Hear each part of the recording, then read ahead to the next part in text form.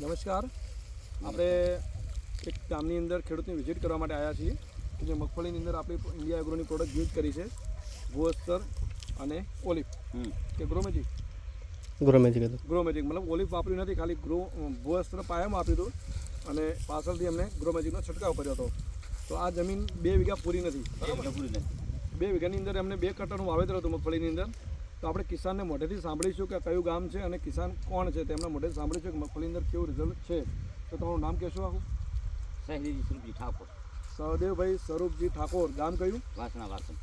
વાસણા વાતમ. બરાબર. આ ખેતરની અંદર તમે વર્ષોથી મગફળી કરો છો સાહેબ? હર સાલ મગફળી કરો છો? બરાબર. તો આ ખેતરમાં જ્યારે મગફળી વાવી ત્યારે શરૂઆતની પરિસ્થિતિ કેવી હતી સાહેબ? હા, આસી હતી. બરાબર. મતલબ એમનું એવું કહેવું છે કે શરૂઆતમાં જ્યારે વાવેતર કર્યું ત્યારે વરસાદના કારણે થોડીક આછી મગફળી ઉગી હતી, એવું કેવું છે ને? અને જ્યારે આપણી પ્રોડક્ટ યુઝ કરી ત્યારે એમને વિશ્વાસ આપ્યો કે મગફળીમાં નાખો આપણું ભૂઅસ્તર, જેના કારણે મગફળી મારી સારી થઈ જાય, એવું કીધું હતું ને તમે? બરાબર. તો આજે તમે શું કહેવા માગો છો? મગફળી સારા ફાયદા છે. બરાબર. અત્યારે તમારા બીજા લોકોએ જેને આપણું ખાતર નથી નાખ્યું, જેમને ડીએપી યુરિયા નાખ્યું છે, એમના કરતાં આપણી મગફળીમાં શું ફરક છે? એમાં સારી જ અમારે ઊભી ને એના કરતાં સારી છે. એમ જોઈ શકો છો, ઢગો તમારી સામે છે, 15-20 બોરીનો ઢગો છે, જેની અંદર ખેડૂતો કહે છે 2 કટ્ટાનું વાવેતરમાં સારામાં સારું. એમના બાજુ એમના ભાઈ છે, એમના ભાઈને આપણે પૂછીશું. અહીંયા આવશો તમે? શું નામ તમારું?